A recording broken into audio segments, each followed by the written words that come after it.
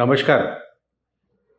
सरकार को हमारे देश में सब गालियां देते हैं, लेकिन जब नौकरी की बात होती है तो सब सरकारी नौकरी ही चाहते हैं। अगर कांस्टेबल की भर्ती है, 500 कांस्टेबल के लिए 5 लाख लोग जमा हो जाएंगे। सेना की भर्ती है, 3-4 लाख लोग जमा हो जाएंगे। प्यून, पटवारी, चौकीदार और यहाँ तक कि जमादार की भर्ती के लिए भी लाखों लोगों की भीड़ जमा हो जाती है पूरे देश में। क्यों? क्योंकि सरकारी नौकरी है, आपको कोई कभी निकाल नहीं सकता। सस्पेंड हो जाओगे तो 50% तनख्वाह तो मिलती ही रहेगी। सरकारी नौकरी और प्राइवेट नौकरी के बीच में जो डिफरेंस है अपने देश में, या प्राइवेट काम के साथ, उसकी वजह से लोग सरकारी नौकरी पसंद करते हैं, ऐसा आप सोच रहे होंगे। ऐसा भी नहीं है। सरकारी नौकरी सिर्फ हलवा खाने के लिए लोग पसंद करते हैं। हर सरकारी नौकर हलवा नहीं खाता है, लेकिन हलवा खाने की जो नियत है या जो उसके लिए जो जगह है वो बनी हुई है। तो अगर आप चाहें तो जब चाहें तब हलवा खा सकते हैं। तो अब मामला कहाँ अटका है? आपको ये नौकरी तो मिलेगी सरकारी, तनख्वाह मिलेगी, दुनिया भर के उसके साथ डियरनेस अलाउंस, मेडिकल अलाउंस, गाड़ी का अलाउंस, चपरासी अलाउंस, ऑर्डरली अलाउंस सब मिलेगा। और जब आप रिटायर हो जाओगे तो पेंशन भी मिलेगी। अब ओल्ड पेंशन स्कीम क्या थी कि आपको कुछ कंट्रीब्यूट नहीं करना है, आप सरकारी दामाद की तरह आपको जिंदगी भर पेंशन मिलेगी और उसके बाद आपके परिवार को पेंशन मिलेगी।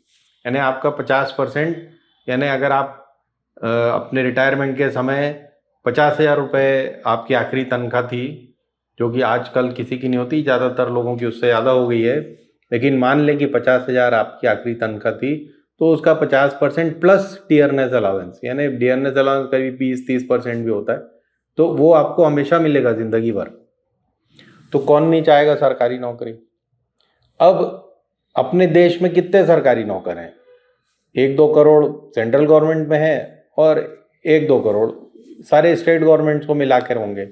तो 150 करोड़ के देश में 5 करोड़ लोग सरकारी नौकरी में है, ऐसा हम मान लेते हैं।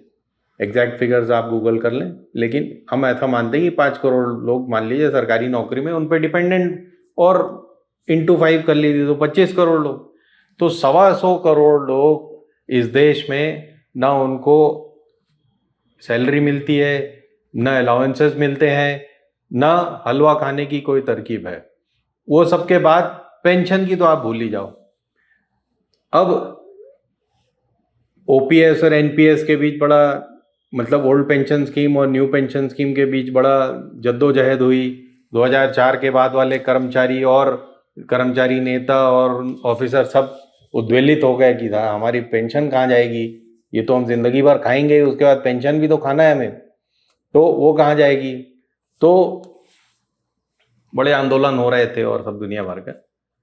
अब उसके बाद एक, क्योंकि अब इलेक्शन टाइम है और राजनीतिज्ञों को अपनी रोटी सेकनी है, अपनी सीट पर बैठे ही रहना है, और हर राजनीतिक जानता है कि बिना सरकारी कर्मचारी और बिना सरकारी अधिकारी के आप इलेक्शन नहीं जीत सकते। ये इस बात में सच या सच्चाई हो या ना हो, लेकिन ऐसा एक माइंडसेट बना हुआ है, और बहुत तरीकों से सही है, क्योंकि आखिर सरकारी कर्मचारी ही आपकी मदद कर सकता है और आप पर प्रेशर भी बना सकता है, क्योंकि वो संगठित है। ये कर्मचारी यूनियन, रेलवे कर्मचारी यूनियन और फला मजदूर यूनियन और सब दुनिया भर के यूनियन बना के वो आप पर प्रेशर डाल सकता है। जिंदगी भर आप, मतलब जब तक गद्दी में, उन्हीं के प्रॉब्लम सॉल्व करते रह जाओगे।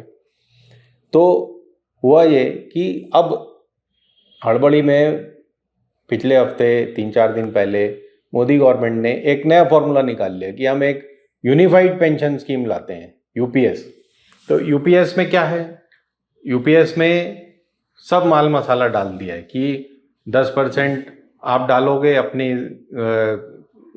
कमाई का, 14-18% गवर्नमेंट डालेगी, आपको मिनिमम 50% की गारंटी गवर्नमेंट दे रही है, प्लस जो आपको डीएनएस अलाउंस था वो अब उसको महंगाई भत्ते से लिंक कर दिया गया, महंगाई के रेट से लिंक कर दिया गया। तो एनआर कुछ बोल रहे हैं।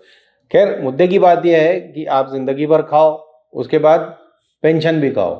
तो इसके लिए सरकार खुद नए नए तरीके निकालते रहती है। अब एनपीएस में अब मेन जो प्रॉब्लम यह है कि एनपीएस, ओपीएस और यूपीएस में, यूपीएस और ओपीएस जो ओल्ड पेंशन स्कीम है वो सिर्फ सरकारी कर्मचारियों के लिए है। इस गवर्नमेंट ने एक अच्छा कदम उठाया था मेरे समझ से कि प्राइवेट कर्मचारियों को भी जोड़ा था एनपीएस से, कि अगर आप अपनी कमाई का 10% डालते हैं तो इतना ही गवर्नमेंट भी डालेगी और उस पैसे को सरकार मार्केट में लगाएगी। और आप 60 वर्ष की आयु के जब हो गए, यानी आप यानी प्राइवेट सेक्टर का कर्मचारी भी, प्राइवेट सेक्टर के लोग भी, वो जब 60 के होंगे तो उन्हें अपने 60% तक का अमाउंट जो उन्होंने जमा किया था गवर्नमेंट का कंट्रीब्यूशन मिला के वो निकाल सकते हैं, प्लस 40% पेंशन के तौर पर उन्हें मिलता रहेगा। तो यानी मतलब क्या हुआ कि अगर आपने 30 साल काम किया, प्राइवेट कर्मचारी भी हो, और आपने 10% अपनी सैलरी का देते रहे, आपकी सैलरी 10,000 से शुरू होके 1 लाख तक हुई 30 वर्षों में मान लीजिए, तो उसका जितना भी पैसा जमा हुआ उसका 60% आपको तुरंत मिल जाएगा आपकी रिटायरमेंट पर, और बाकी 40% आपको 9-10 हज़ार रुपये महीने से लेके जितनी भी आगे होगी, मिनिमम 9,000 की गारंटी, तो वो आपको मिलता रहेगा। अब ये एनपीएस, ओपीएस, दुनिया भर का ये सब सरकारी कर्मचारियों को सब समझता है, उसमें ये कैबिनेट सेक्रेटरी क्या कह रहा है और वो क्या उससे कोई मतलब नहीं, उनको सब समझता है और वो सब जानते हैं। हड़बड़ी में महाराष्ट्र सरकार ने एनपीएस और यूपीएस को लागू भी कर दिया है अपने स्टेट में, तो 23 लाख तो सेंटर के पेंशनर्स हो गए, और सारे स्टेट्स के अगर अपन मिलाएंगे तो 90 लाख पेंशनर्स हो जाएंगे इस देश में अभी। तो 90 लाख लोगों को आप बैठा के घर में खाना खिला रहे हो। अब आप ये सोचिए कि कोई किसान, वो भी तो जिंदगी भर काम करता है, कोई मजदूर वो भी काम करता है, कोई प्राइवेट सेक्टर का कर्मचारी या काम करने वाला या जोमेटो में या यहाँ वहाँ, उसके भाग में क्या आता है? ये पूरा देश, जब हम जीडीपी की बात करते हैं तो पूरे 5 ट्रिलियन इकोनॉमी की बात करते हैं। अब उस 5 ट्रिलियन में सबसे बड़ा हिस्सा हम किसके दे रहे हैं? सरकारी कर्मचारी को। भाई उस 5 ट्रिलियन इकोनॉमी में सभी का योगदान है ना, सबसे बड़ा योगदान तो कृषि सेक्टर का है। उसको क्या मिलता है? उसको आप आज मिनिमम एमएसपी भी नहीं देना चाह रहे हो, उसकी गारंटी भी नहीं देना चाह रहे, और वो पेंशन की तो बात ही छोड़ दो, आज वो क्या खाएगा कमाएगा उसके बारे में भी आप नहीं सोच रहे, आप मतलब गवर्नमेंट। तो ये जो पूरा देश है वो सबका है, सारे भारतीयों का है। सिर्फ ऐसा नहीं है कि आप सरकारी कर्मचारी बन गए तो आप आसमान से उतर कर आए थे, सभी लोग आसमान से उतर कर आए, सभी को उतना ही हक है। आज इस मिट्टी से जो भी मिल रहा है, इस पानी से जो भी हमें मिल रहा है, वो सबका होना चाहिए कि नहीं? कि हमें माइनिंग करनी है तो हम आदिवासियों को भगा दें, हमें बांध बनाना है तो हम वहाँ के रहने वालों को भगा दें। तो आखिर हम अपने ही देश में ये अलग अलग लोगों को अलग अलग तरीके से ट्रीट करना कब तक बंद करेंगे? अब ये जो स्कीम है, जो मतलब अब यूपीएस वगैरह ला रहे हैं, ये खुश करो खुशामद करो स्कीम है कि आपको हम खुश कर दे रहे हैं, आपकी खुशामद कर रहे हैं, आप हमको वोट दिलाओ, इतनी ही स्कीम है। अब ये क्यों सक्सेसफुल हो जाते हैं अपना प्रेशर बनाने में? क्योंकि सरकारी कर्मचारी एक यूनिफाइड, एक पूरे प्रदेश में, पूरे देश में आपको एक यूनिफाइड फोर्स की तरह दिखता है। जबकि 700 किसान मर जाएं दिल्ली बॉर्डर पे, या मजदूर मर जाएं माइन में या कहीं, इन पे कोई, इनको सिर्फ एक वन टाइम पेमेंट करके मामले को रफा दफा कर दिया जाता है।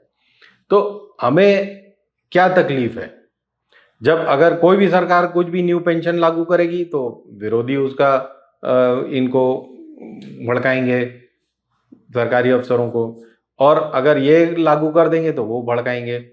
आखिर चिदम्बरम ने बंद की थी ओल्ड पेंशन स्कीम 2004 में, उन्होंने 2004 के बाद के सारे कर्मचारियों की पेंशन स्कीम बंद कर दी थी। तो अब ये 20 साल का सफर हम बिना पेंशन पे विवाद के पार कर चुके हैं, तो हमें अब इसके आगे सोचना चाहिए कि हम पूरे देश को कैसे समृद्ध बना सकें, हम हर नागरिक को कैसे रोटी पानी का बंदोबस्त कर सकें, इस बारे में सोचना चाहिए कि नहीं?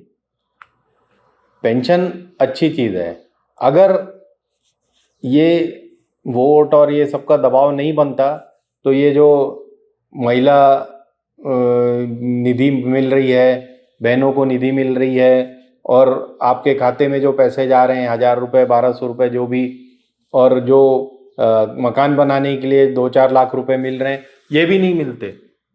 तो आप सोचिए 70 साल थे जो लोग सरकारी नौकरी में थे, पैसे भी मिले, उसके बाद रिटायर होने के बाद पेंशन भी खा रहे हैं, उसके इतने सालों बाद अगर आपको घर बनाने के लिए पैसे मिल रहे हैं 2-5 लाख रुपए, आपको महीने के 1,000 रुपए मिल रहे हैं, तो क्या बुरा है? आपको भी सबको मिलकर गवर्नमेंट पे प्रेशर बनाना चाहिए कि हमारी भी तो जिंदगी का कुछ इंतजाम करो। इसी देश का हम भी हिस्सा हैं, इसी देश के नेचुरल रिसोर्सेज पे हमारा भी उतना अधिकार है। सोचिए इस बारे में और हमें अपने विचार भेजिए। हिंदुस्तान जिंदाबाद।